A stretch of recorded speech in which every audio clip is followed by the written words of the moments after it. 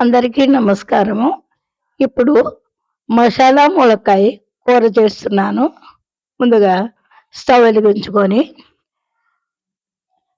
కళాయి పొయ్యి పైన పెట్టుకొని, కళాయి కాగిన తర్వాత అందులో 100 గ్రాముల ఆయిల్ పోస్తున్నాను.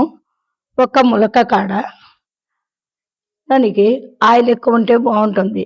ముందుగా కరివేపాకేసుకుని, తర్వాత ఇప్పుడు పచ్చిమిరపకాయల ముక్కలు, ఒక పెద్ద 2 ఉల్లిపాయ ముక్కలు తరిగి పెట్టుకున్నవి వేసుకొని దోరగా వేయించుకోవాలి. అవి దోరగా వేగిన తర్వాత అందులో అల్లం వెల్లుల్లిపాయ పేస్ట్ 1 స్పూను వేసుకోవాలి. అది కూడా వేగిన తర్వాత ఒక అర స్పూను పసుపు వేసుకొని, ఈ తరిగి పెట్టుకున్న ములక్కాయ ముక్కలు అందులో వేసుకొని,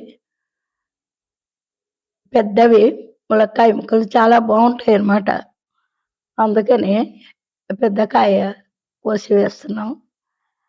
అలా కలయి తిప్పుకున్న తర్వాత 2 నిమిషాలు ఆగిన తర్వాత 2 స్పూన్లు ఉప్పు, 1 స్పూను కారము, 1 స్పూను మసాలా వేసి మరొకసారి గరిటెతో కలుపుకొని 2 నిమిషాలు మగ్గనివ్వాలి. ఆ మగ్గిన తర్వాత మూత పెట్టుకొని మగ్గించుకోవాలి.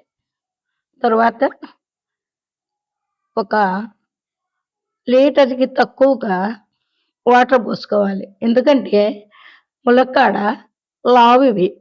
సన్నయి అయితే సాంబార్‌లో వేసుకుంటాము, పులుసు పెట్టుకుంటాము. వెంటనే ఉడుకుతుంది. ఇవి పెద్ద ముక్కలు కాబట్టి వాటర్ ఎక్కువగా ఉప్పు, కారం, మసాలాలతో ఉడికితే చాలా టేస్ట్‌గా ఉంటుంది.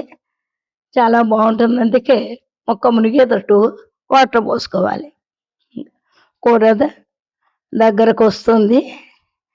బాగా ఉడికిన తర్వాత ఉప్పు, కారం, మసాలాలు పట్టి చాలా టేస్ట్‌గా ముక్క విడిపోయేలాగా ఉడకాల.